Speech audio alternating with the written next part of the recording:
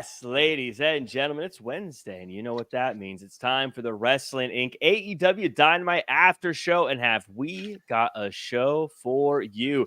Adam Page has a battle, Ricochet debuts, and Private Party are not invited to the private party. But before we get into all that, allow me to introduce the crew. I'm being joined by, I'm Jack Farmer. I'm being joined by George Hermoza and Jimmy Korderas. Jimmy, you got something? You got something there around your neck. What is that?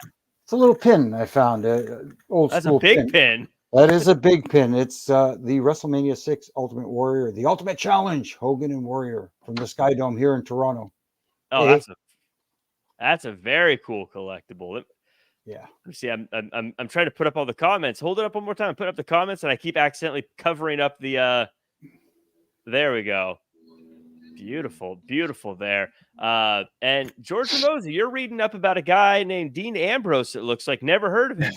That's funny. Like I open up because, by the way, this is R.I.P. the last ever issue of the WWE magazine. We all love the WWE magazines growing up, but I open up and I'm like, oh look, whatever happened to that guy right there, and then whatever happened to that guy, and then whatever happened to this gal right here, like. All these, I want to say, by the way, looking at like Stardust there and Dean Ambrose, this is why I'm never one of those guys like this person's buried, he's ruined. He'll never be like, and the people are like, they'll never be a star. Just sometimes things got to work out. Don't judge people so quickly. Especially early on in their career, because early in their career, that's when you're supposed to be doing the stuff that's stupid and isn't going to work out. That's kind of how it works. So there are a few exceptions, but they all tell you that you have to reach close to 40 before it clicks in and you get it. Right. And of course, when you're new, you're supposed to be there so that the guys who've been around can beat you up a little bit. Exactly. Crazy. This is filled with like guys that are so like, this magazine is literally from like October 2014, and it's like filled with people that are like still very relevant today. And that just goes to show, like, sometimes, like, yeah, people are still young, we'll talk about Kyle Fletcher today, but it's at times where maybe not until your late 30s, early 40s, where you really don't hit your actual stride and, turn into the best, the prime version of yourself. Well, I'll tell you, I mean, there's a lot of people like that. I mean, you look at LA Knight, for instance, who's well into his 40s. Well, I don't want to say well into his 40s. I don't know exactly how old he is, but he's been around for a little bit. But we got a lot to talk about. We got to talk about this show. But real quick, Danny Cochran with a question for you, Jimmy Korderas, says, Jimmy, what would you say your most prized wrestling-related memorabilia is? Ooh, that's a tough one because I got a lot of great stuff here. Can I while you're looking, can I show mine? You show me yours, I'll show you mine. There you go. Autographed Bret the Hitman Hart and Bart Simpson magazine. Look at that bad boy right there. Autographed. That is what cool. A great thing to have signed, by the way. Yeah. Probably this thing right here hanging on my wall. Adonde. A personally autographed Eddie Guerrero 8x10.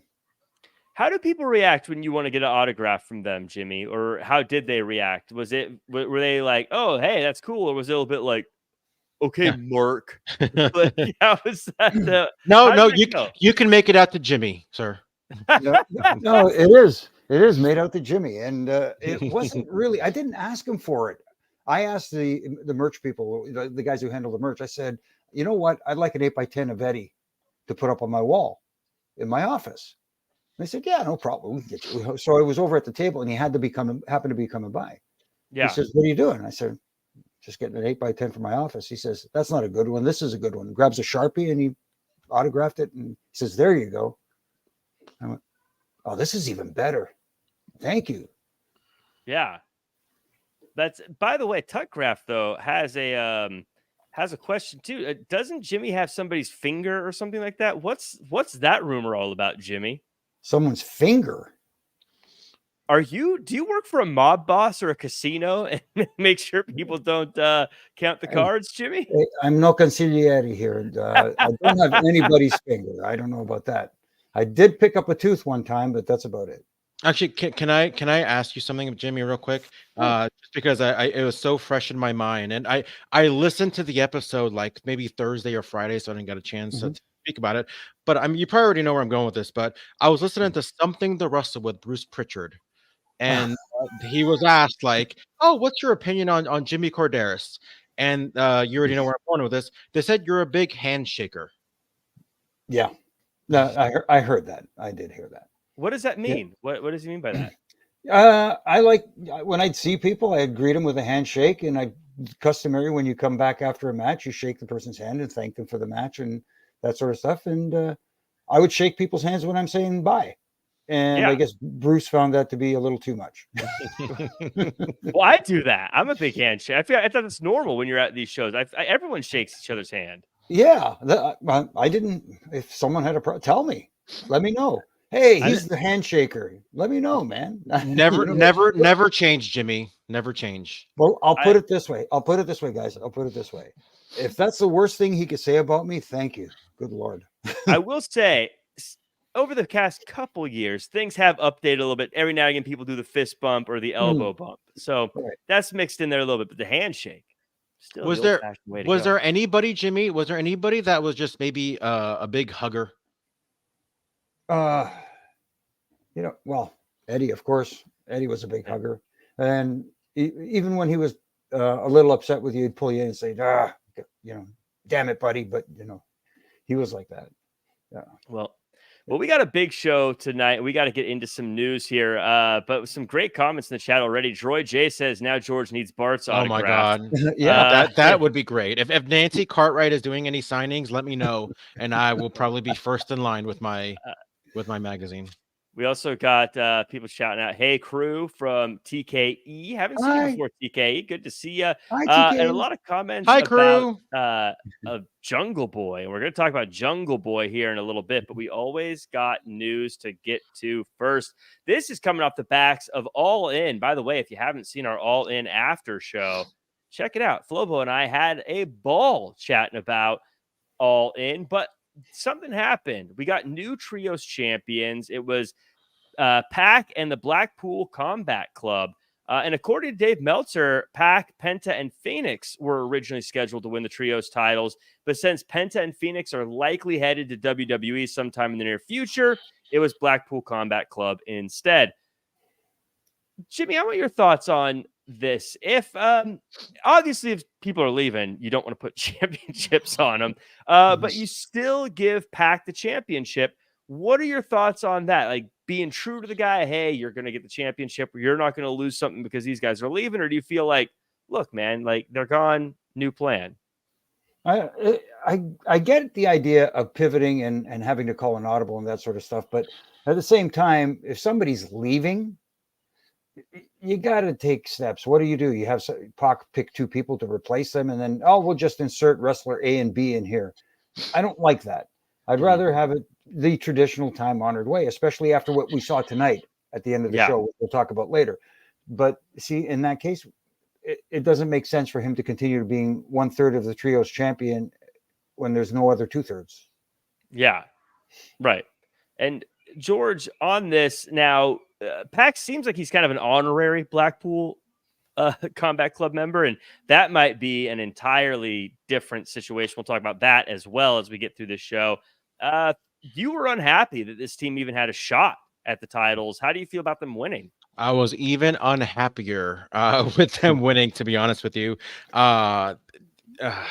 It's like, tell me Lucha Brothers aren't coming back without telling me they're not coming back, right? Where you just kind of have this randomly put together team. And then even like at the end of the show where you had Pac just literally just standing in the middle of the ring, just looking all like, all right, I'm in the ring. Like, I'm like, look, it just looks so out of place. And now even fast forward to today, and we'll talk about it a little bit now, in a little bit, where we had Pac come out, for Will Ospreay. We'll talk about it in a little bit. I'm saying, but leading up to the international championship match in a couple weeks, where it's like, it's almost as if like people complain about it when it happened in WWE. I complain about it now because we're seeing the Judgment Day as champions, and we haven't even seen them defend the championships once. So it's like, at least put the titles on an actual trio that shows up regularly on TV as a trio.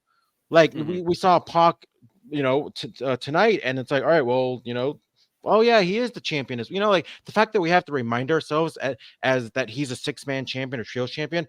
I get it. They were in Wembley. He needed to have his Wembley moment, but like, don't do it at the expense of like a division.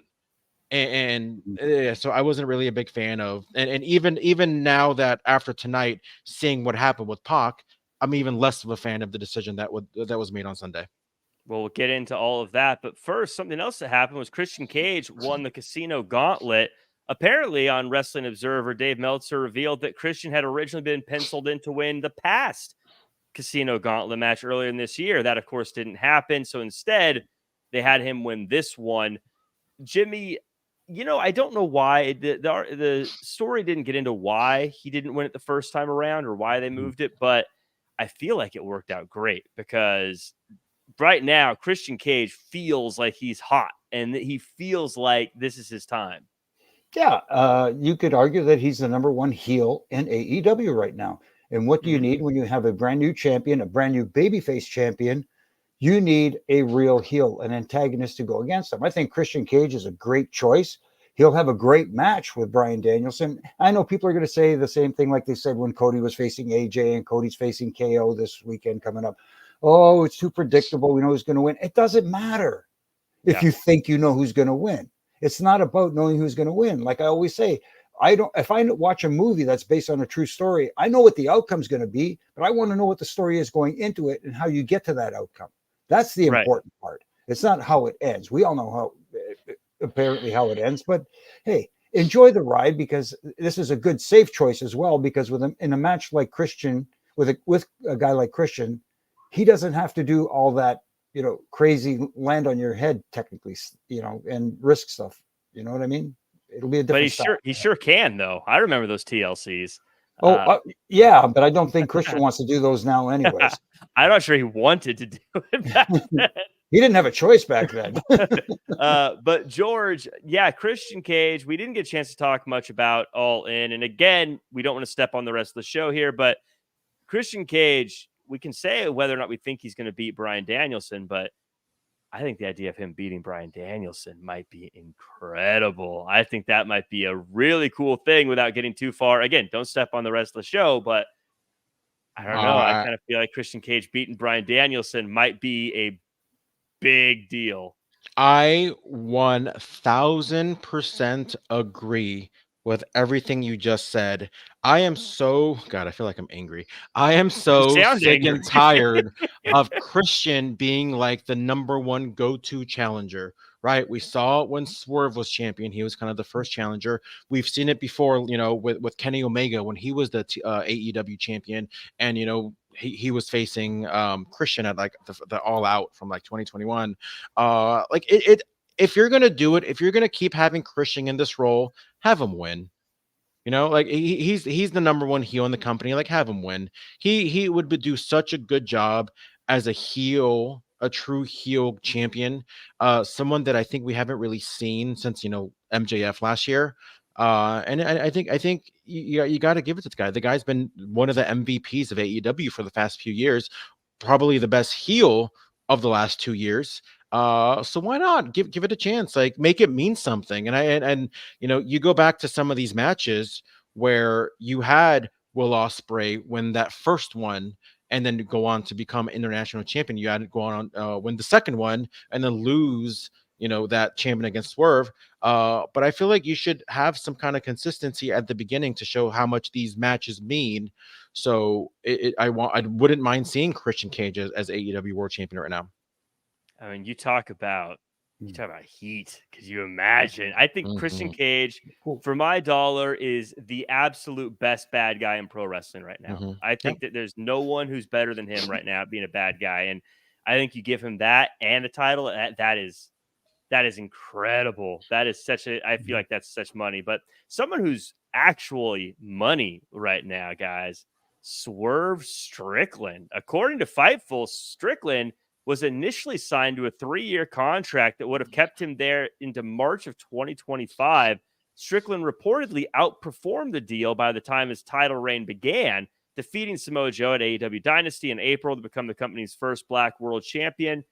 Fightful reports that while Strickland still had time on his previous contract, AEW made getting a new deal done a priority to, quote, lock him down for years to come, keeping him in the company until at least 2028. Strickland is set to remain a top talent on the card. Jimmy Korderas, we talk about who has star power. We talk about who's doing whatever. I'm a big fan of Swerve Strickland, but nothing says you're a star like getting a bunch of dollar signs. I want your thoughts on the fact that they re-signed him. Sounds like he's going to be a big deal, but also I want your thoughts on the fact that in this day and age where it feels like more and more wrestlers are letting their contracts get to the very end of the contract or expire, the fact that they signed him so early in comparison. It shows you that they really, really wanted to keep him. So they got ahead of the game. They got ahead of the ball, or however you want to put it, and made sure that they had him in the fold long term. And that shows that they believe in him. That shows that they want him to be. Look, the guy's got it all. He ticks all the boxes. We could sit here and complain about his first title reign and how he wasn't presented in the best light that a champion of his stature should have been. That's fine. We all know that. At least, so I that's my feeling on it. But he's a guy that's going to be a staple for that company long term. And if they're looking for plans like we're going to talk about in a few minutes, what they want to do in the future, here's a guy that they're going to need. The only thing they have to decide is pick a path for him. Is he going to be a babyface? Is he going to be a heel? Yes, down the road, you can change him and flip-flop him or whatever you want to do, but you can't do it on a weekly basis depending on who the challenger is next. Pick a path, let him pick a road, and then let him run with it because he could do both. Fernando in the chat says, Swerve is the best investment AEW could have made. I agree. I always say there are certain wrestlers that you just can't find on the street. I always say, you can't find someone who's 7 feet tall just walking around. You can't find certain personalities. You can't find a Cody Rhodes at a performance center. This isn't a shot at WWE. I'm just saying, you can't find someone like that anywhere else. I think Swerve is one of those guys. You're not going to find another Swerve on the indies. You're not going to find him in college football right now. So if you have him and he's killing it, you got to keep him. George Hermoza, is this the right? Do you like Swerve getting this big deal? Do you like Swerve as someone who's probably going to be the face of the company for a while? What are your thoughts on all this? Oh, and by the way, signing the contract before he lost the title. Ballsy move. I thought it was great. And kind of going back to what Jimmy said, even though his championship run didn't really start, kind of glorious, I guess you can say. He sure as hell did everything that he can do in his part to make that championship mean something, especially in like the last 2-3 months of being world champion. And he deserves every penny. He's a guy that will strive. And I think I saw like an interview with him, I think maybe today or yesterday, where he says like he's a team player as well. Whatever you need him to do, he's going to be there. You want him to go after the international championship, you want to go after the trios champion, he's all for it. And because he knows he's that confident in his ability to knock whatever it is out the park. And quite frankly, since he's signed with AEW, everything that he's done has practically been like just gold. Gold all the way. And, whether it's teaming with Keith Lee, whether it's, turning heel, whether it's that feud with Hangman, like he has just been a top-notch guy and knocked everything out of the park since joining AEW. Yeah, big fan of him. I'm glad he got money. I always say that's the most important thing.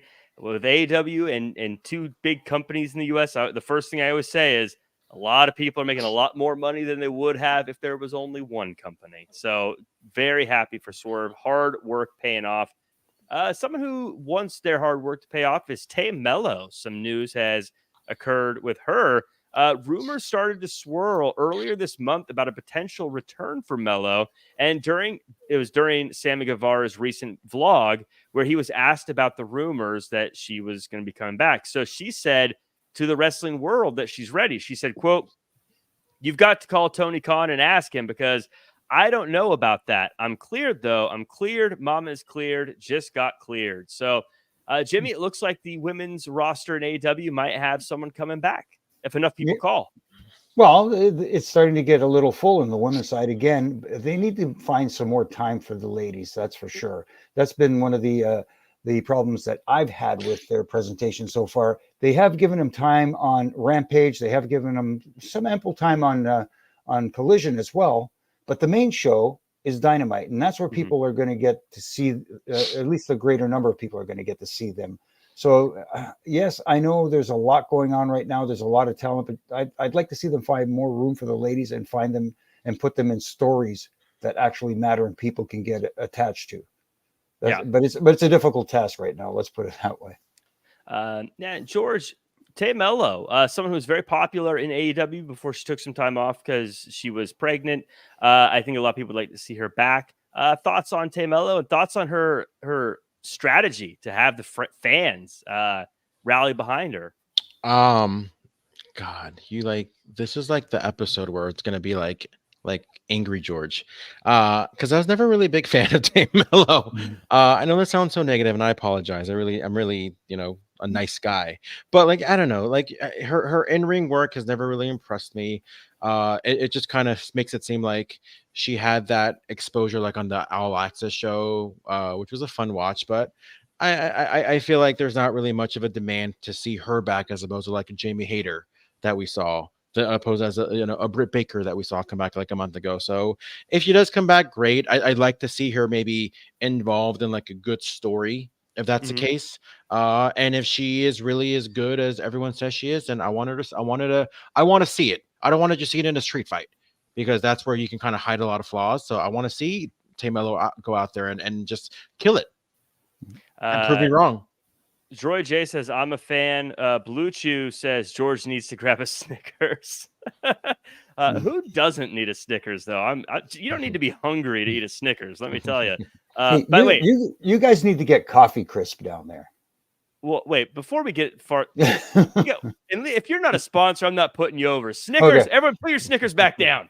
Until Snickers pays us, until Mars pays us that big money, we're not telling anyone to eat anything. Eat your generic brand candy bar. But I think it's something about her reaching out to fans and saying show support. I always say it's important for fans to support wrestlers and say who they like and say who they want to see. I think sometimes in social media we get so caught up in I hate this or I don't like this or blah, blah, blah. Instead of saying, I love this wrestler. I want to see more of this person, and telling people what you want to see. Because there's people like Melo that she's got a lot of fans, but she's not on TV. So they're not thinking about her. If you want to see her on TV, let the world know. Yeah. Put it out there. Say you want to see her. If you want to see old Jack Farmer get a job somewhere, put it out there. I don't know. If you want to see Wrestling Inc., give us more money. Hold on, I got some phone numbers for you, Jack. Hold on. Yeah, just hold them up to the screen here. Don't worry. Yeah, nobody will say. But yeah, support the people that you want to see more of in wrestling and everything. Buy their merch too. That's super important. If you like, that's the important one. Yeah, buy their merch. Bring a sign. Do all that stuff. But buy the merch, everybody. We don't have Wrestling Inc. merch, so I can't sell you our merch. That would have been a great segue to Wrestling Inc. merch. But there is Jack Farmer merch. There is Jack Farmer. You can find it at jackcfarmer.com. No offense, George, but how they didn't capitalize on the Triple J shirt, I have no idea. I mean, it's still money on the table. Money on the table.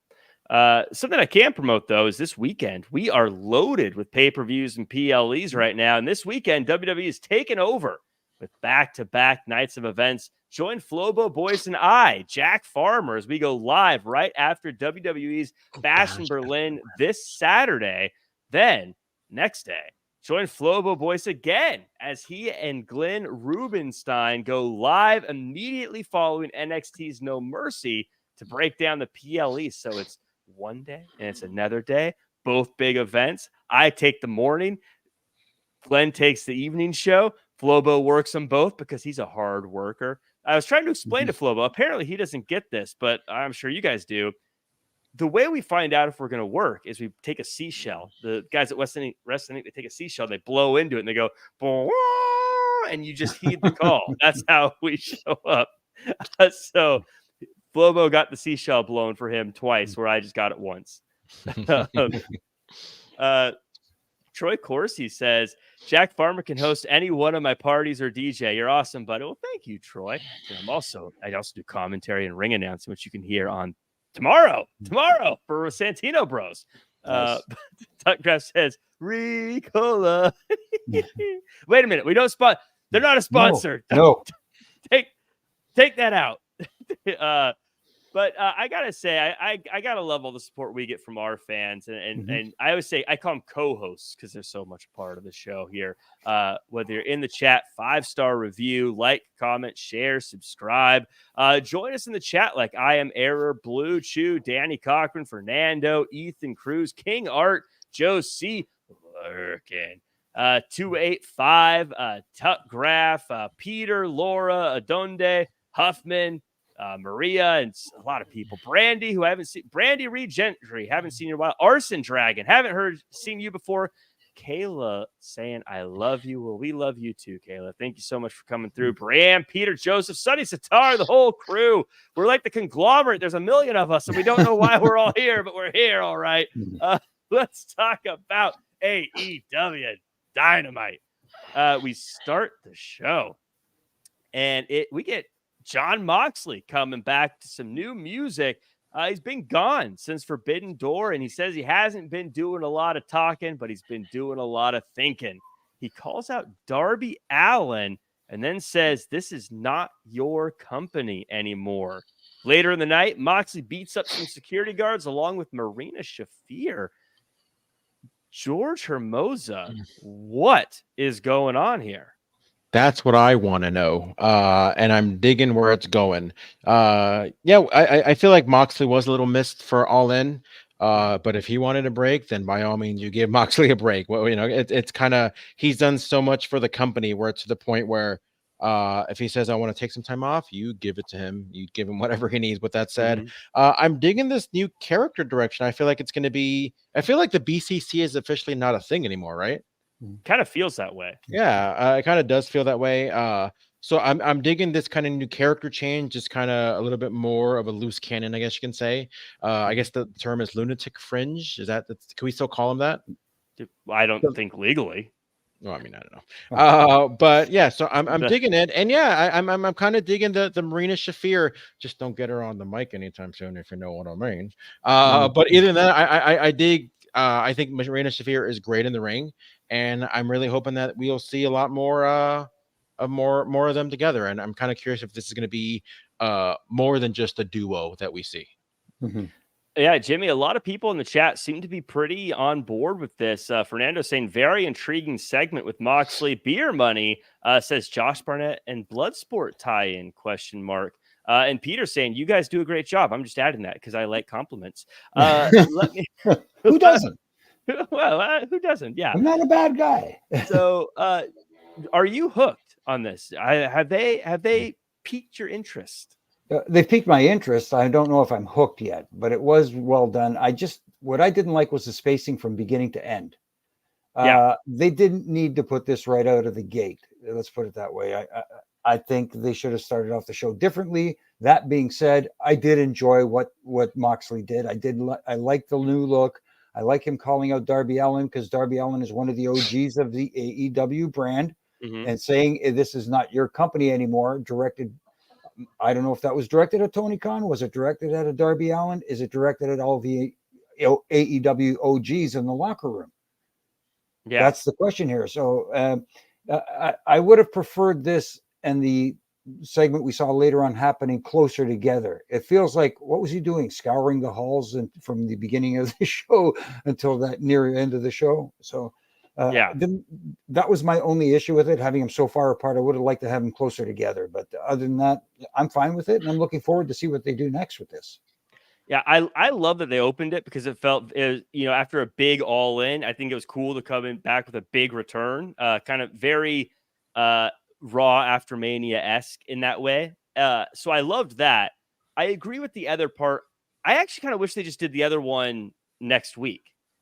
And did the very slow reveal of what's going on. I think they could have just left us going, what did he mean? It's not your company. And Darby Mhm. Allin, why is he calling him out? I thought that could have been something we could have, percolated on for a little bit until next week, and then had him with, Marina Shafir is here. Well, what's this all about? Yeah. I do agree with you though, Jimmy, because the way it spaced out at the end too, I actually thought, are we ending on this? It was a very weird, like the way it got plugged in there felt very thrown in at the end. I like what we saw, but I agree with you. I don't know if we should have seen it spaced that way. Mhm. That said, I think this is a great John Moxley. I think it's good to get this kind of mean, scary. I would call the crazy edge maybe instead of the lunatic fringe. But I like this. I also am a big fan of Marina Shafir. I had the chance to work with her at Championship Wrestling. Now it must have been like 2 years ago or something like that, or a year and a half ago. And she is someone who I think she's great. And I always say she has a presence when you stand next to her. Mhm. I mean, I know some people have their different ideas of who has presence or not, but when you stand next to her, it's like this, she feels like she's got a presence about her. Maybe it's because she could beat the crap out of you if she wanted to. But yeah. Jimmy? No, I agree with you. I love the way she just took charge of everything and wiped out those guys backstage. And that's what I wanted to see from Camille as the CEO's heater and bodyguard. That's what I wanted to see. But we got it from Marina Shafir, and hopefully she keeps doing it the way she's doing it. Just kick butt.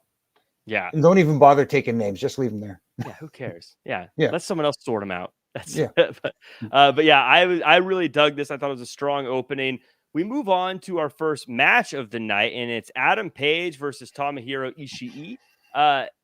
We get a promo beforehand, which is a conglomeration promo. The match starts with the two guys dropping bows. It's a hard-hitting battle. Page gets the win. Post-match, Swerve shows up and says Swerve will always be the champ, and Adam Page failed because Page can't stop focusing on him. Later, Swerve talks about all the shortcomings of Adam Page. Page says that you never beat me fair and square. So we get a cage at All Out, but Adam Page walks away looking a little different than he did when he first came in. Jimmy, I want your thoughts on this. What? I guess obviously thoughts on the match, thoughts on the post-match, but what's on Adam Page's mind after what he heard? Well, as far as the match goes, with all due respect to Ishii and Hangman, that style of match was not my thing. The throwing 47 forearm strikes back and forth and nobody selling a thing and the chops back and forth. But I get it. That's a style that some people prefer. It's not my thing. Once the match settled into an actual match, I enjoyed the match. It's just I just don't like them just standing there throwing the punches and the forearms and that sort of thing. But outside of that, the aftermath with Swerve coming in again, Swerve showing a sinister side. Talking about going to his house again and watching him and his wife, his pregnant wife, and walking her down the stairs, and and that sort of stuff. That's kind of like, man, that's creepy. That's really creepy. Somebody lurking outside your house again. Yeah. So we're seeing that different side. And that's when I started thinking, why isn't Hangman just throwing one at him? You're at my house again, and just lay him out. That's the part that caught me off guard. And then again, going straight to a cage match, you can argue that maybe that's the next logical step for them because they've already faced each other a few times. But Hangman walking away, I'm puzzled by. Yeah. I want to know why now. That's the intriguing thing. I want to know why he would walk away instead of just popping this guy in the mouth for what he said. That's the thing. It's interesting because it's one of those little details. We always talk about the little details. If they had just ended on them staring face to face and they cut to something else, I'd be like, he didn't do anything. But the fact that he did walk away, kind of head down, now I'm intrigued. Well, that wasn't it. There was something going on that happened there, not just we're posing for a picture. You know what I mean? Like, I'm interested in that. I thought that was a very clever, cool thing that now has me very interested in this as opposed to just, a stare down, if that makes sense. Right. George, I thought there was a few things. One, I want to give commentary their flowers here because they actually did a great job of talking about where Hangman's head is at during this and how kids in the crowd are distracting him because it reminds him of what Swerve did, and also that now we're figuring out that it's not about the title, it's about Swerve, it's personal. I thought that commentary did a really good job here, and I'm gonna be honest. I've not really been a huge Ishii guy in AEW. I felt like he's someone who he comes in, he loses a lot. I wasn't really that on board, but I think this for my dollar, I really like this one. I thought it was his best match, and I felt like he really did a good job in this one, being the tough guy that is a hard out for the star in this case.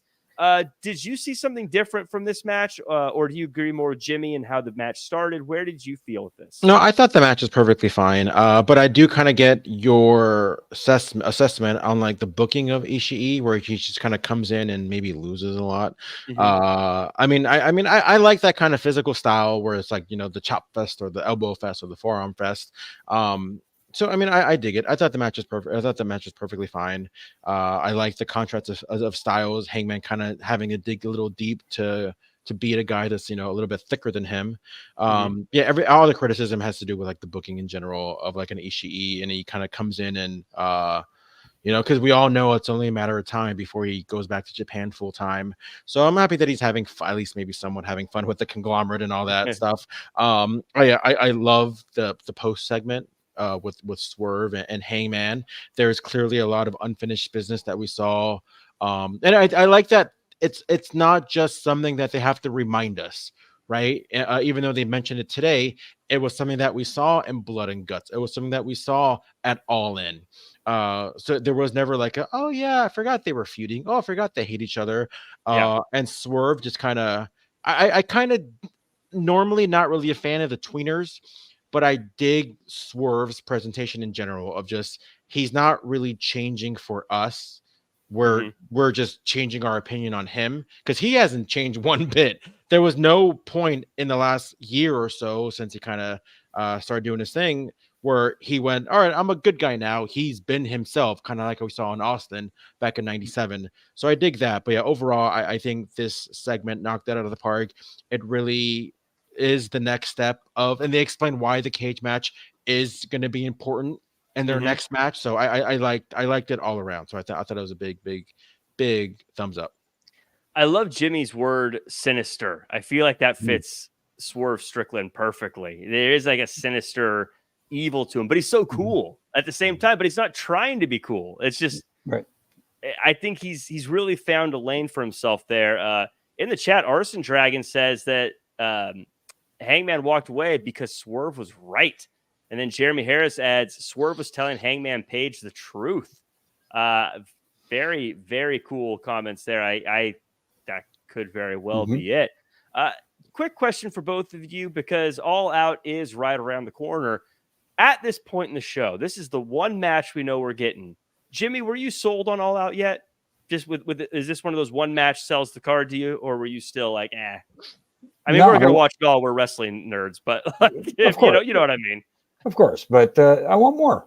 Yeah, not too much more that we tend to get sometimes, but I would like a little more than just that. But you've got a short time span to try and build to All Out, because it's 10 days from today, so that gives it 2 weeks from All 2 In. weeks. Yeah, that's a tough sell. So you got to do stuff, and unfortunately, you have to rush into getting stuff out there. So.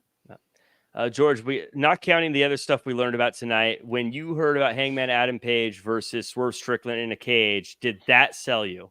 It did. It did. That's probably the only thing that's selling for me. And I mean, Pac and Ospreay is a good one too. No, I said that. We're not there yet. They practically announced that match like 2 weeks ago. But this is all you get. This is all you know so far. Okay. If this is all I know, then yes, I'm very much so pumped for the next chapter of this feud. And I think this is probably top 3, if not the best feud in the history of AEW. Could be up there. Ooh. I agree. It could be up there. Oddly enough, I'd say Adam Page, Kenny Omega would be the other one. So maybe Adam Page sneakily. Did Adam Page drink Swerve's blood? straight from the forehead. No, I said right. other. Oh. I said like the other ones. What I'd be thinking of is there, but yeah. Yeah, He wouldn't. He wouldn't. His I need Kenny some- Omega drank milk though. I need some water after that. Ooh. yeah. Did Kenny Omega go to Adam Page's house? Well, next chapter in that feud comes up at All Out. The next chapter sometimes is the first chapter of a return, and that is Jamie Hayter made her way back to face Harley Cameron. Dominant win for Jamie Hayter in her return and puts the scare into Saraya, who later uses Cameron as a shield to get away. George, rate Jamie Hayter's return. Jamie Hayter's return has been a 9 so far. I think her presence at All In was definitely a breath of fresh air. I thought it was great. I thought she looks fantastic. I thought she looks like she hasn't lost a step in the ring. So by all means, I think it's been a big A if we're doing the old American grading scale. Yeah. So far, very early, but Jimmy, I'm really enjoying this return for Jamie Hayter, someone who's super popular and organically so with the crowd. Talk about her return and the fact that something I'm loving is that they're building a nice feud for her off the back of a injury that occurred. Right, and they're not putting her right back into a top title feud, which is nice. They're taking their time. You have like a nice mid-level rivalry for her, which is a good place for her. And they did the right thing tonight by having her in a dominant win against Harley. That was good. And back at All In, I know at first, I was kind of like, oh, I know it's her home country and that sort of thing. And that's why they threw her out there. But at the same time, yeah, I guess that's where you'd want to debut her. So she gets that pop. So people see her and go, yeah, that's right. That's somebody I should pay attention to. So I think so far, so good. And we'll see how it goes. Hopefully they keep putting some focus into this, some thought into this, and let the ladies have some time to develop a good story. George, you're an analyst. What makes Jamie Hayter so popular? Oh my God, her believability. And the music. And I know this is a cop out, but there are some people out there that just has something that just can't be explained, and she has that. But in addition to her in-ring ability, her presence, sometimes the presence is all you really need. You look at Jade Cargill, that's all she really need. It's fun. It's good that they have other things as well to bring to the table. But with Jamie Hayter, like from when she came back that first time to be in Britt Baker's corner, she just had a presence that was just unmatched to anyone else on that women's roster. Yeah, and music. The music's fire. Yeah, I do two things I want to just put a pin on, or just to mention is one, love me some Harley Cameron. She is one of those people that knows how to maximize every single minute that she's on TV, just in every way. She did a promo with Saraya like a couple weeks ago where she's just like kind of reacting to a lot of what Saraya saying. It was just flat out amazing. And two is I'm really curious and I'm really hoping that we see some kind of interaction with Jamie Hayter and Britt Baker. I know they have a lot of unfinished business, whether it's we saw at times tension, but last I remember they were still, buddy. So I kind of like to see maybe that get revisited, even if it's something where, hey, we're friends, but we should go our separate ways. Just something of as far as like, it seems like they're trying to forget that they were this good duo for a really long time. Yeah, I agree with you about Harley Cameron, by the way. I think she's someone who we talked about at the beginning about how like don't judge someone sometimes where they're at right now. Harley Cameron could be a star because she gets it. She gets what she's supposed to be doing. And right now she's supposed to be the punching bag, and she's doing a great job at it. And I think that that's going to later pay dividends for her when she understands how to be the star as well. And she has great comedic timing as well. And I feel like that's very, very underrated in her presentation. Before we move on to the next thing. Oh yeah. I was just going to say that's an underrated trait overall for any talent. When they can pull that off and pull off being serious and being credible, that's amazing. I'm gonna see if I can clip that of me praising Harley Cameron, and maybe she'll give it a go retweet on the Twitter machine. There you go. Wrestling Inc. Cut this out for us. Cut out where I beg for a job too. That's always helpful. Then also, this is a question. This is personal. This is just for us here on the show and in the live chat.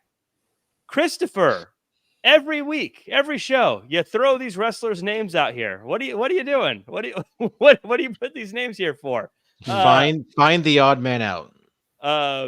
So which one's the odd man out? I don't know. I mean, I'm thinking Kevin Nash because we had that one match at Crown Jewel with HBK, Triple H against Undertaker and Kane. I don't know. I don't know. I don't think that's what he's doing, but I'm just trying to brainstorm here. Every show we're on, you throw them up there. I'm just curious. What are they for? You've been doing it for like a year, or more. I don't know.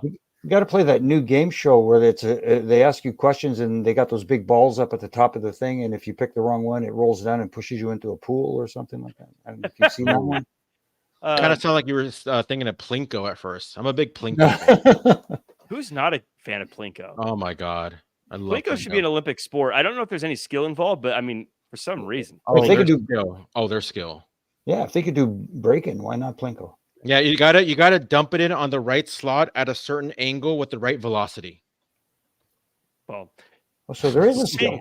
Speaking of skills, MJF came out and he cut a promo, and he comes out, he's in a lot of pain. And after losing his ring and his championship, MJF denounces the United States. He promises he will ruin Will Ospreay's chance at being the AEW champion someday. And if he ever sees Daniel Garcia, he's going to get attacked from behind. Daniel Garcia is there to get some revenge on MJF until security breaks him up. Garcia says he stole the ring and pawned it to get to London just to ruin MJF's championship match and get revenge at All Out because he's obsessed with getting revenge. I dug this segment all around. I was into it. George, tell me why it was great. Don't you dare tell me it wasn't. Just a small little logic hole, but we can go past that. I thought it was good. I thought it went a little long just because if I'm seeing Daniel Garcia put the beating on MJF, then why do I want to pay for that on pay-per-view? That's my only issue. I feel like it should have left us wanting more. And I like the pull apart. I just feel like there was a little too much damage inflicted from Garcia into MJF. I agree that the pull apart portion took a little long. Like it should have. I think the attack should happen, and then security should have been like boom, and then separated them. But I still dug it, Jimmy. I thought MJF. By the way, denounced in the United States. I don't know how it goes in Canada, but here in the United States, denounced in the United States, not super popular thing to do. People aren't going to be super thrilled about it, but that's why it was so fantastic coming off of the American Championship reign. And also, I love Daniel Garcia here. I loved how fired up he was. I love that he explained why he was so upset and reminded us. Also, I love that he threw the microphone at MJF and got him. I loved that. Was a hell of a shot. It was great. I thought I loved this. I thought this was a star-making performance for Garcia and another amazing MJF. Am I too excited about this? Yeah. Yes, of course you're too excited. You're always too excited, Jack. I want to ask a question because I live in Canada, because that would be grounds for deportation up here. But isn't Plainville, New Jersey? Is that where he's from? Plainville. Yeah, you'd be so upset right now. New York.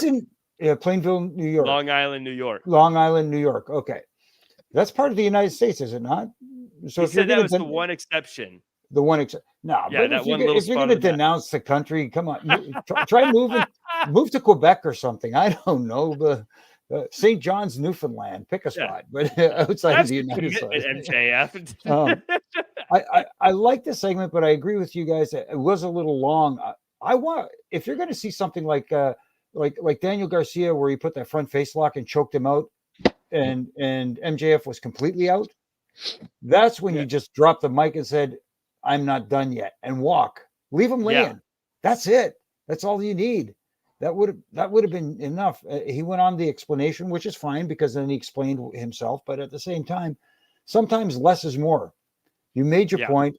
You drop him there, leave him laying, and let the camera come up on MJF coming to and going like, what the hell just happened? Yeah. I think that would have. That's me. Or what? I think that would have been great too. Because even go ahead. I was gonna say my only reason I would disagree, Jimmy, is because I love that, but the only problem with it, because you could also have him explain it like to Renee as he's walking away, like why he's so upset. So you could get that, but then we wouldn't get that microphone throw, that perfect throw of the microphone. Wait a minute, let me do it. Strike. Right. Like, of course, maybe as Garcia's walking away, he just grabs the mic and hucks it into the ring. I don't know. I just love it. But George, you were saying? I was just gonna say, like, because you even look at like, what do we want to see when we see a babyface want to get his hands on a heel as a fan? What do we want to see? We want to see the babyface beat up the heel, right? So it's like, okay, like he beat up the heel, and now what? So I feel like there should be, when the match is announced, there should be some kind of incentive for maybe a Daniel Garcia to have when it comes to us wanting to not just see him beat him up, but now we want to see him get pinned, or you want to see him pin MJF in the ring. I just want there to be more. I want them to, if they're going to give us all this, now what we end up seeing in the actual match should be more of what we saw today.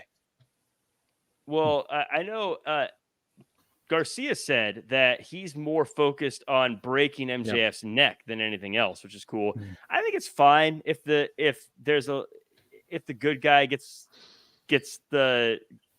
some hits in early. I mean, on Monday we saw CM Punk get hits in on Drew McIntyre, and I thought that was great. But he didn't get the bracelet back. Maybe he doesn't really care about the bracelet. maybe he's just pretending. Maybe he's being a drama queen. But let us know in the chat what you thought of that segment. The next segment is one that has become kind of a staple. The Learning Tree and Roderick Strong versus the Conglomeration and Hook. Jericho and Roderick Strong make a deal to work together. Match ends with Strong's foot under the rope, but the ref doesn't see it and calls for the bell. There's a melee afterwards, and it ends with Roderick Strong holding the FTW championship. Jimmy, I've been waiting for you. Waiting for this moment. As soon as it happened, I was like, here we go. Jimmy, I know what you're going to talk about. So let her rip. Let me just say the match was fun. And Mark Briscoe. I was a fan before, but now he's completely won me over. I love Mark Briscoe, and thank God for him, because if it wasn't for him, I would have ran my head through the window, the barbershop window, because that finish where Roderick Strong got his foot under the rope. Aubrey Edwards positioned herself perfectly not to see it, and as soon as she counted 3, she turned, and it was right there in front of her. She got up while his foot was still hooked in the rope, stepped over it, and called for the bell. Yeah. Are you kidding me? Come on, guys. I mean, I know people are at home going, well, it wasn't such a big deal. Yeah, it is a big deal, because it doesn't make sense from a rules standpoint. And you have to have rules in matches, because if you don't have any rules regarding even, I get it if you no disqualifications and, countouts, no countouts, no whatever. But a pinfall, regardless of whether there's rules or not, has to happen in a ring. When there's contact with the ropes, a pinfall cannot happen, regardless of the stipulations, unless it's a falls count anywhere match. That's the only stipulation where this can happen. She was right there. She looked right at it. And not only that, stepped right over it to go towards the bell, the timekeeper, to ring the bell. Yeah. You got to be better than that. Come on. As I was watching it, honestly, all I could think about was, oh my God, Jimmy's going to be so upset. I wasn't even thinking about the match. I was like, oh my God, Jimmy's going to be so upset when he sees this. But I'm usually defensive. I agree with you. I thought I did not like the fact that this, because it also just made Aubrey look like she's just not good at her job. Like that was because it wasn't. I'm sure there's a way you could do it, but like it was so obvious. Like they were so close to the ropes too. It wasn't like he had a toe under the rope and you're like, oh well, tough to see or something. It was like, can I explain how you do that in the position they were in? What she did was she lined herself parallel with Roderick Strong. Mm-hmm. Mistake number 1, because now you're not in a position to see both shoulders. If she had positioned herself up towards his head, that way, after she counted 3, she could have gone right past without even looking at the foot. And that would have avoided all of this. Right. It's simple. I'm not a fan of a outcome that is the ref just wasn't a good ref. And this isn't a commentary on her but the way it was written, the way it was designed, is it's supposed to be designed that she didn't do a good job because she didn't see the foot. And I get that, like, sometimes they get distracted and things like that. I get that's the part of it, but like this was just, she just didn't see something that there was no reason for her not to see. And that I wasn't a super fan of. But yeah, as soon as it happened, I was like, "Oh, Jimmy's so upset right now."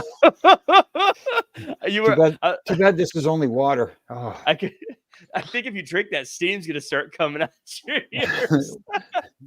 But George, I want smoke detector just went off. Hold on. George, your thoughts on this, and also something happened during this match and the build up to it that I found fascinating. I want your thoughts on the match, and also is "Hi guys" over?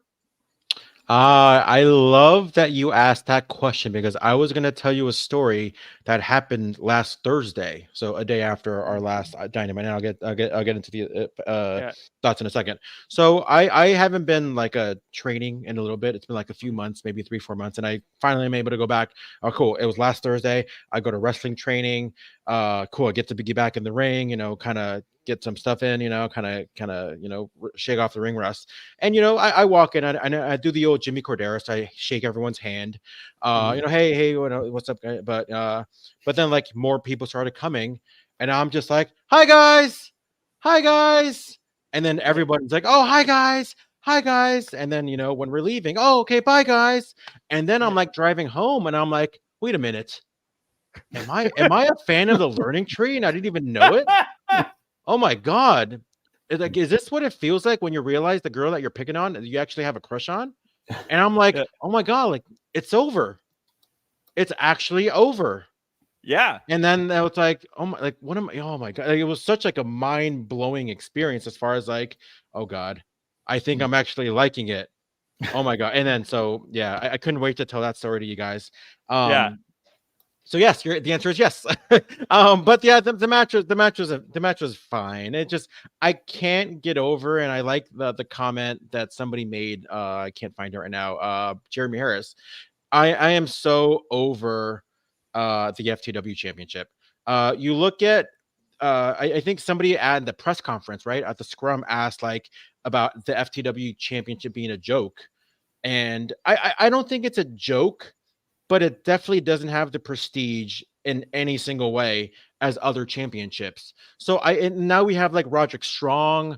Now he's holding up the FTW. Like, why do you want to be the FTW champion? Like, what's the mindset? Like, he just needs to retire the championship. You got it back. Now just keep it with the family because it's a family heirloom, created by Taz. And I feel like it's just holding back Hook.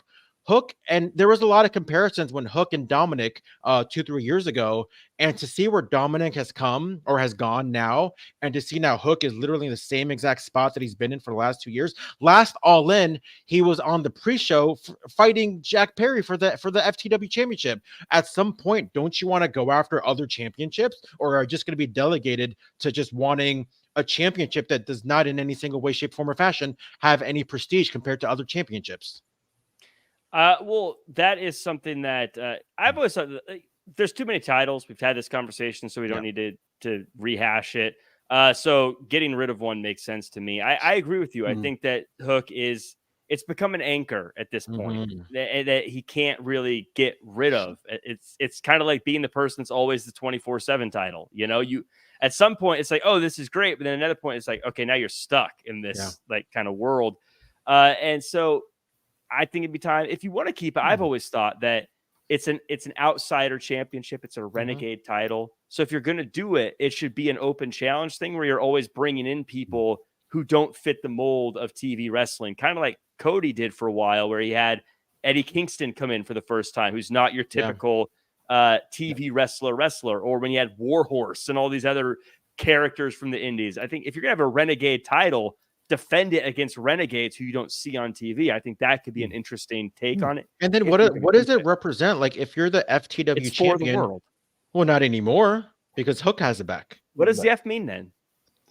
Fernum. But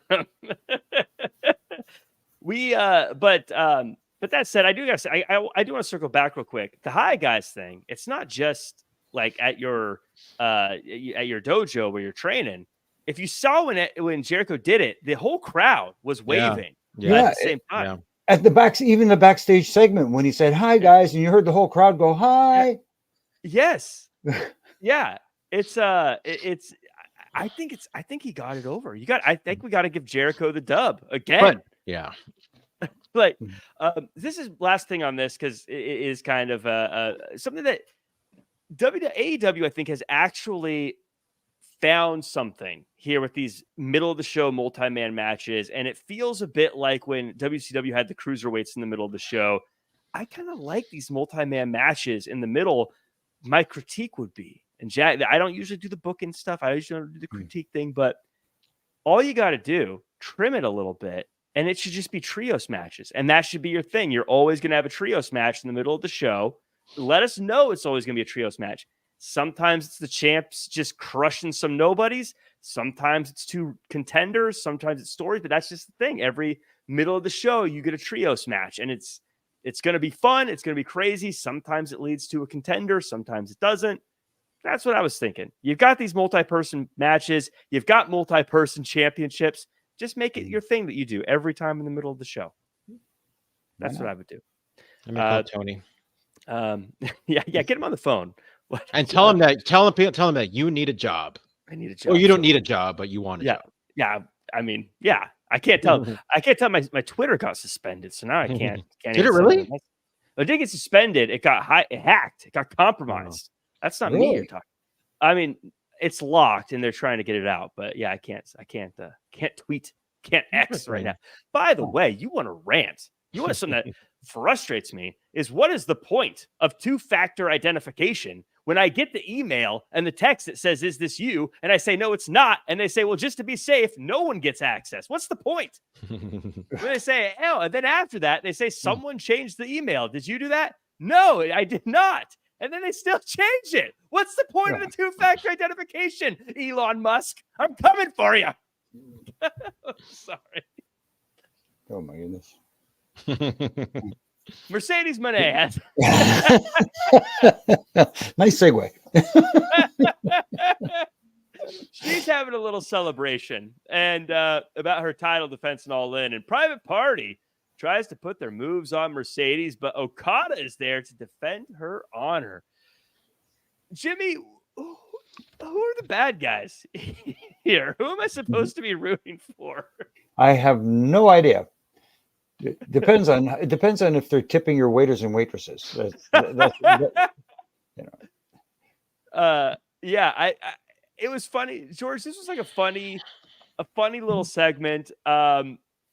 Party looked a little lame, but I felt like the way this was presented is Private Party looked like creeps, and Okada looked like a nice guy, and like I should be cheering for him defending Mercedes in this situation.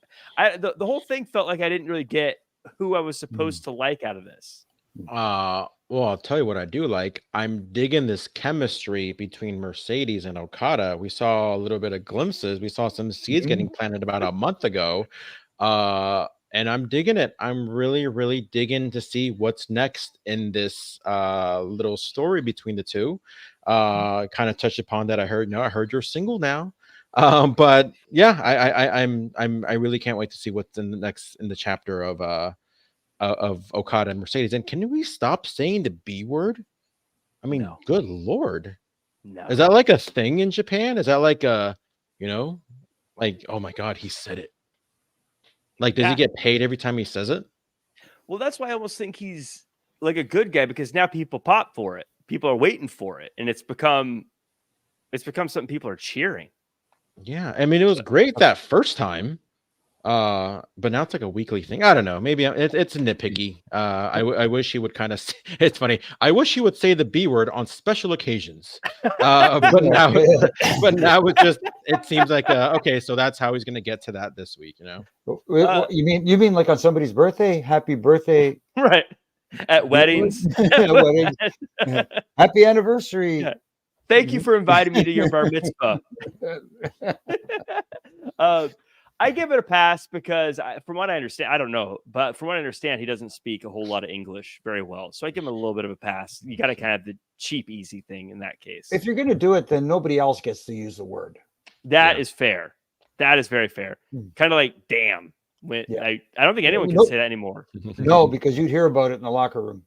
And everybody else, when it went down, and everybody else be looking at Ron going, damn, I ain't saying that again.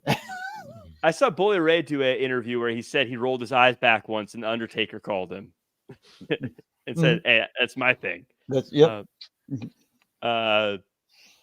So Mariah May comes out, and speaking of parties, she's not having a celebration in this town. She explains why she isn't going to celebrate, but she let the city see what glamour looks like. Jimmy, how are your thoughts on this one? I thought that this was a great, mean promo. I liked it. I liked it a lot. She's showing me a lot here, and it proves to me they made the right choice on Sunday, putting the title on her because, as much as I enjoyed Toni Storm as champion, I'm really enjoying Mariah May as this. You want to use the B word?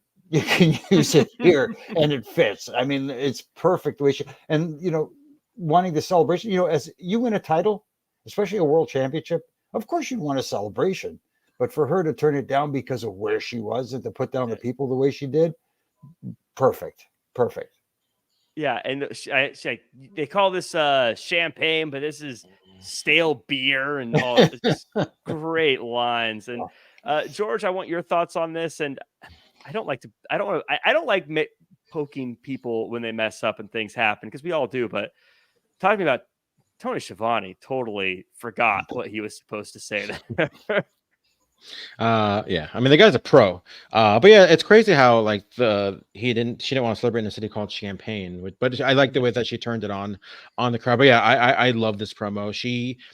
It was almost as if like not that maybe she lacked it in any way, but it's almost as if since kind of turning on Toni Storm like a month ago, that her confidence level has like risen in so many ways. And the confidence I saw today was just like, oh my God, like this girl is a star. She is going to be a highly coveted free agent, whether it's in 3 years, 5 years, whenever that day comes. Like she is going to be someone that everyone's going to be after.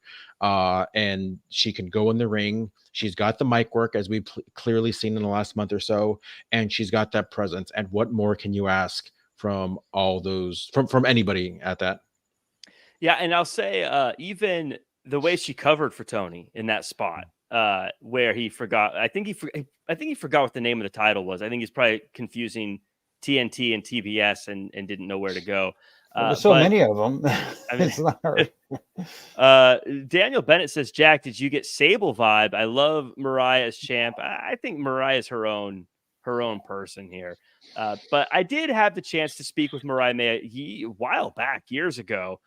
Now, maybe a year and a half ago or so. And she was just a delight and someone who always wanted to be a wrestler, has really given everything to this. And so it's cool to see her be successful. I love those kind of things.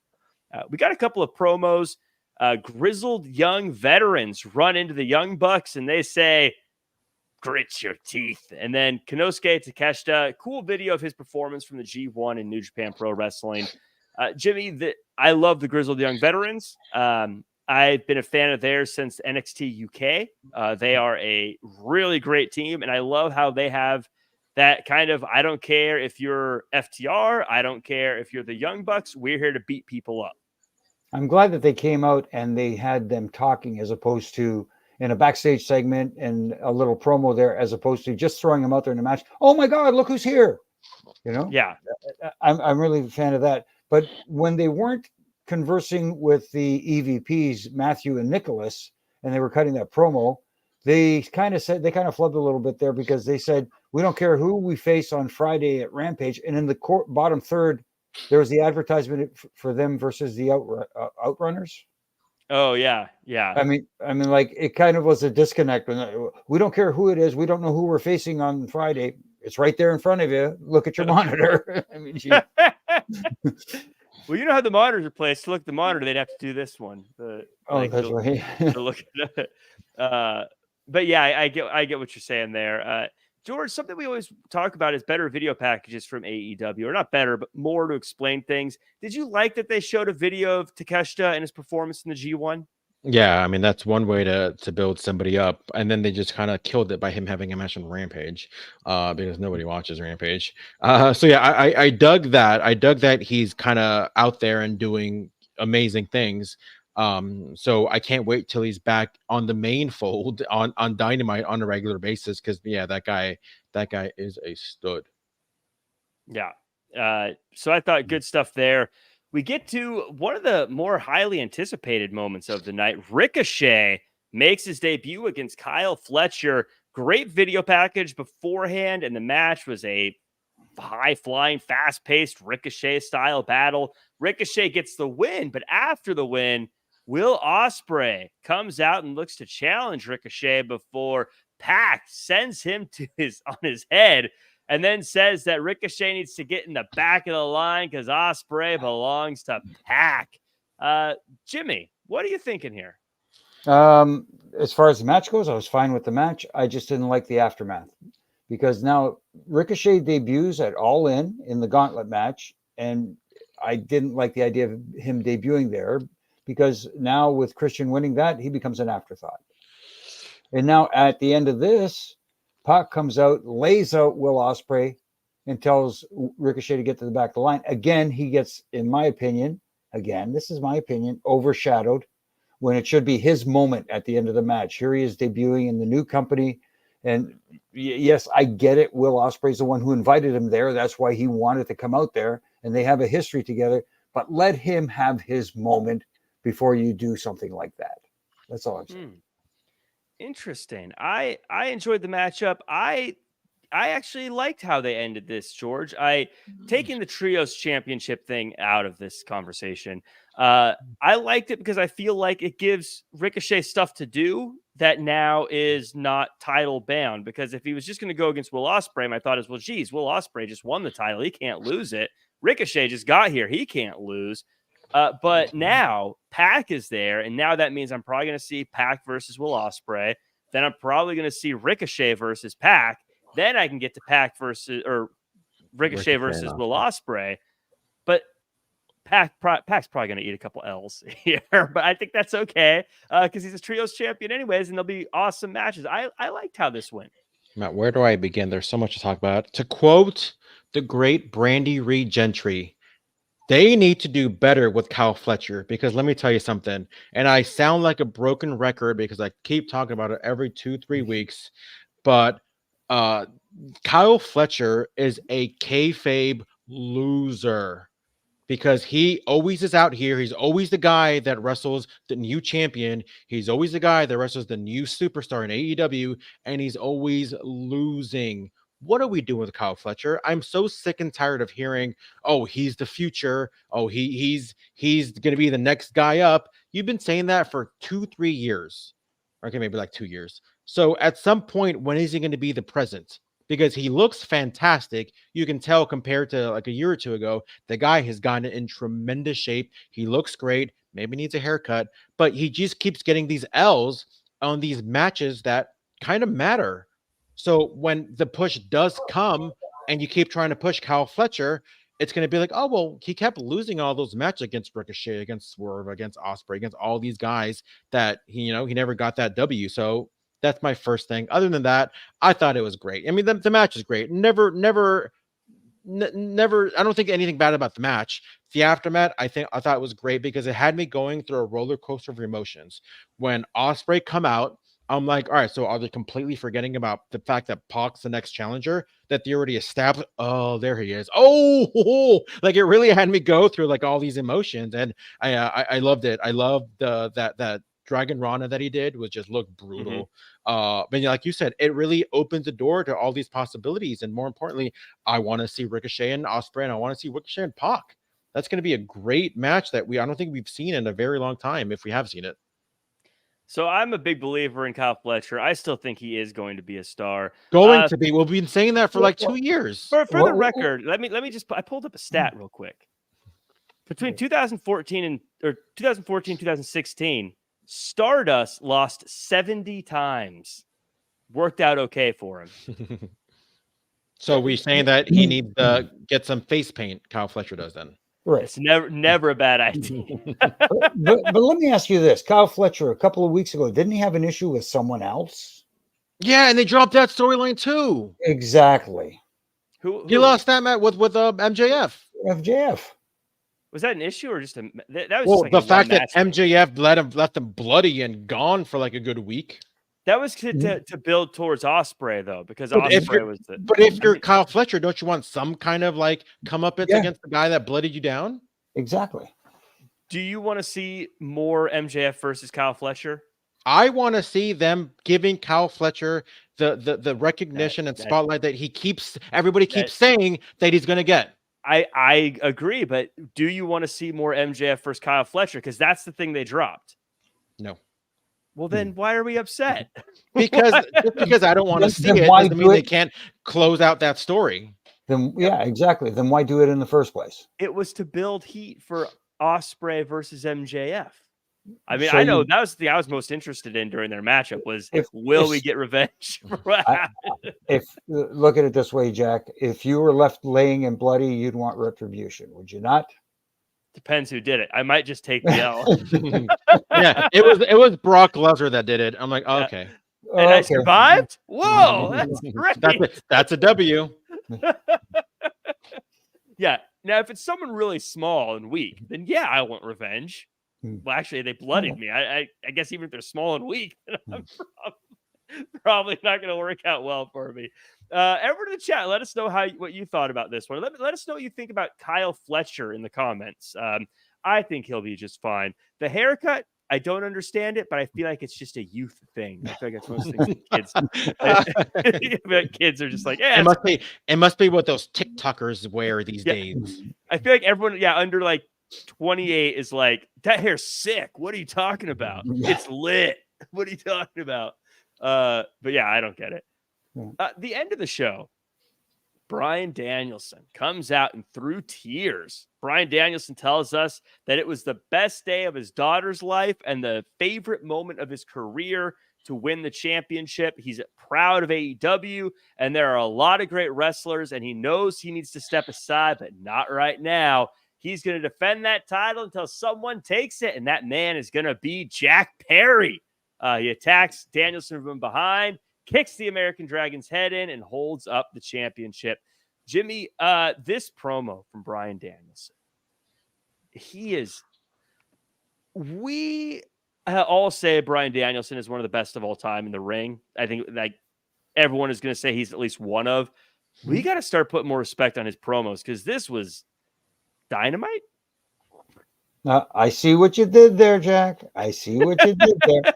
But you got to give him his props, especially the last few weeks. He's really upped his mic game because that could have been a critique for him. Yes, he's one of the best in the world in the ring, bell to bell. Very few that could hang with him, and that, if any, that are better. But that was what he was lacking in the past. Now he's speaking from the heart. That's what it is. He's speaking from the heart, and you can tell that there's a difference there because he's saying what he wants to say, and he believes everything he wants that he's saying on the mic. So that's the big thing. With Jack Perry doing the deed, I'm just confused because I know Christian's in line for a title shot. I know Darby Allin's in line for a title shot, but he got called out by Mox earlier, but that's a different story. But there's already two title contenders in the wings for Bryan Danielson. Now we've got a third. What happened to the ranking system here? Well, I do believe in this case, I do think the ranking system's gone. I think we can just throw it out the window. But if I recall, Darby's his title shot is at a certain time. I can't remember what it is. It's like Grand Slam. I think it's like late September or so. Yeah. Christian is when? I think Christian's, from what I understand, Christian's is like a Money in the Bank thing. I kept thinking it was like a cash-in thing. Okay. So now you're not wrong. It is weird to have this many contenders in line and doing an open challenge, but I do think that's the reasoning. But for me, it just feels like Jack Perry is there and I know I'm going to get a lot of heat for this, but that's what the Canadian Heat Magnet does. Jack Perry is put in this position right now to face Daniel Bryan. See, I keep doing it. I can't help myself. Sorry. Bryan Danielson, because they want to prove everybody wrong from the day of that video and say, look, we were wrong. We were not wrong. See what happened here? See, we got the guy over. I disagree. But Jack Perry is getting himself over as the heel. He's doing a good job. Don't get me wrong, but I think he is over as a bad guy. But and George, you can correct me if I'm wrong. I feel like honestly, he's someone that everyone's going to hate to see in this match. He's going to get booed, and he's someone that Bryan Danielson can get a win on. And usually that first win is easy. Wrong kind of heat.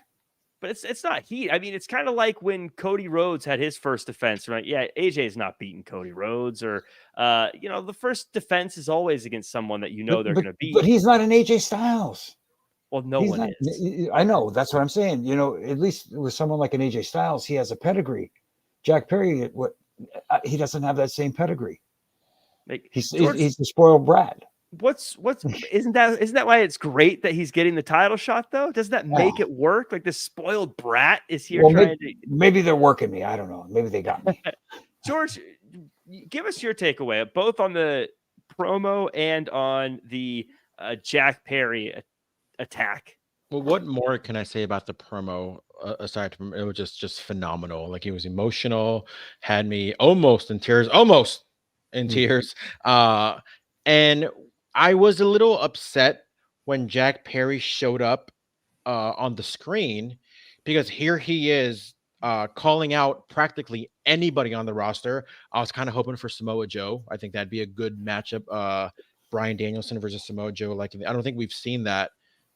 We never saw it in WWE, right? Joe versus Bryan? No, I don't think we saw it. I don't think we saw it in WWE. So it'd be a nice throwback to the Ring of Honor days. But with that said, it was more like, so anybody was able to come out and answer the challenge, but then like a video plays on the screen, but then it kind of got rectified when Jungle Boy came out and attacked him from the back. Because then I'm like, oh, it could have just been the EVP setting it up, So I'd like for them, if they make that into a story where it's Danielson facing off against the EVPs and Jack Perry for the championship, and kind of continuing that part of Blood and Guts and whatnot. What was he? He was in Blood and Guts, right? Danielson? Or was he not? Yeah, I think so. No, he wasn't. He wasn't. He wasn't. He was not. He was in the other one. What's it called? Anarchy in the Arena. Yeah. Anarchy in the Arena. That's right. But yeah. With that said, I hope that kind of becomes a story, like, oh, who played the video? Right, because it's not just randomly showing up and like now. Imagine in the land of kayfabe. Imagine in the land of kayfabe, you're like, oh snap! I can get a world title shot right now if I just walk out to the ring. Oh no, I gotta stop because the video started playing. Like, you know what I mean? So I just want them to make a little bit of sense from that. I wouldn't hold my breath for that. Yeah. Fingers crossed. But I'm fine with it. Is Jack Perry gonna win? No, he's not. But I'm fine with it. It's not. I don't think it's gonna be the main event, but it's okay. Like, I don't know. I was relieved it wasn't Christian, because I want Christian to win, and the first person who challenges is not gonna win. That said, I did think it was kind of silly. So does Jack Perry just have a video accepting challenges on standby? But and why does this suspension of disbelief? Like, okay, whatever. But and why does it have to always be somebody with another title challenging for the main title? Well, because who doesn't have a title? And plus, shouldn't you want to go after the main title? Of course, but you've already got a championship to defend, and he's hardly defended that. He just defended it like 4 days ago, Jimmy. I know. But before that, how long did it take for him to defend that title? It's what have you done lately, Jimmy? Okay, that's what have you done for me lately? Yeah, I dig it. I dig that it's Jack Perry. I think it'll be I think it'll be fun. I'm glad that Bryan Danielson's going to retain. I think it's going to. So I love that. I think the show is already kind of stacked, so I think it's okay. It doesn't have to be a super like hard hitting person. So I dug it, and honestly, I'm a Jack Perry fan. I'm digging what he's doing. So, yeah, we'll have to see how that goes. But that does it for this go round of the AEW Dynamite review. As we go through, though, again, everyone like, comment, share, subscribe, 5-star reviews. Jimmy, final thoughts, and where can we find you online? To be honest with you, I thought it was a good Dynamite. I didn't think it was great. I thought it could have been better coming off of All In, because All In was a banger, as the kids say nowadays. Mm-hmm. But there were some things that I obviously the main problem for me that I won't get back into again. But other than that, as far as where you can find me, you won't see me here for a little bit. I'll be away, but usually you'll see me here on Monday nights after Raw and Wednesday nights after Dynamite. And you can catch the Roughing It Up podcast with my good brother in stripes, Brian Hebner, and RJ, who holds the boot together. This week we have Rodney Caldwell, who does a lot of merchandise for a lot of talent all over the wrestling world. And his story is amazing. You got to check that out. And he's a good dude too.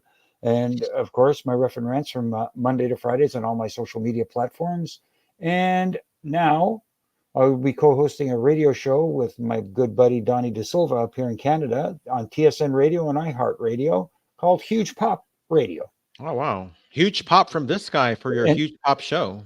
Thank you. And it'll be Sunday nights on TSN Radio and iHeartRadio from 11 p.m. to 12 a.m. So that's what's cool about that is it being on the iHeartRadio. It's probably going to be on the app, I'm guessing, which means even if you're not local, you can listen to it all over the world. Hopefully.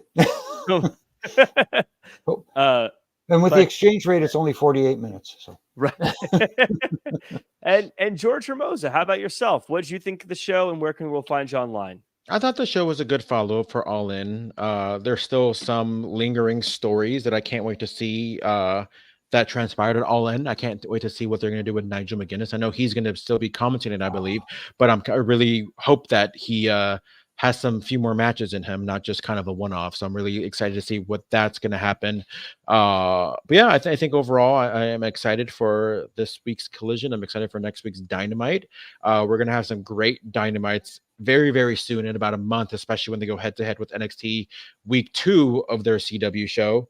But yeah, it should be a fun time leading into All Out, which is next week's already the go-home show. So go figure. Right. But yeah, I'm excited to see what's happening next. And you can follow me at Ghermoza, GHERMOZA. Next week, I'm going to be dropping an interview with Mikey from the Spirit Squad. Oh, hey. So that'll be fun. I started the interview by showing him his action figure. So he spent a good couple minutes talking about, how cool it was for him to be an action figure and forever immortalized in plastic. But and then it got some more things coming up that you'll see on the Wrestling Chatter YouTube channel. I'm already excited to share with you guys soon, and going to be conducting some more interviews coming up in the very, very near future, along with other things as well. Big things over on the Wrestling Chatter. Make sure to follow them. It's at TW Chatter, right? That's the social media. But then the YouTube is youtube.com/The Wrestling Chatter. Cool. So everyone check that out. And everyone, thanks again for joining us again. Like, comment, share, subscribe, share it with the world. You can follow me at Real Jack Farmer on Instagram because I'm locked out of my Twitter. I can't see anything there. Like I could pop over there, but fortunately, it doesn't look like anything's being posted right now. But gee, come on, what's the 2-factor identification for? What did I do all this wrong? And you know what makes me extra mad? I got the premium account, so I had to send in my driver's license. I'll send you a picture of me holding the driver's license. Why did I send it if you're not going to use it to verify me? I'm getting crabby. I'm getting all worked up over here. I'm almost as angry as Jimmy Korderas watching a referee count 3 when someone's foot is under the ropes. But I will leave it at that. Follow me at Real Jack Farmer across all social media is what I'll say because that's my gimmick. And make sure to check out Santino Bros tomorrow on Thursday. I'm going to be on the call for that one. We got a big heavyweight championship match going down. It's free on YouTube. You can see that at Santino Bros. And also make sure to follow at Wrestling Inc. for all the latest wrestling news. We are going to be back on Friday for SmackDown. I'm joining Glenn for that one. And I will be on Saturday for the Bash in Berlin. And then Flobo and Glenn will be on for be on for Saturday. So us three, we're the trios champions of the weekend, it sounds like. But lots of stuff happening. That does it for us at this time. I'm just going to hit that old end stream.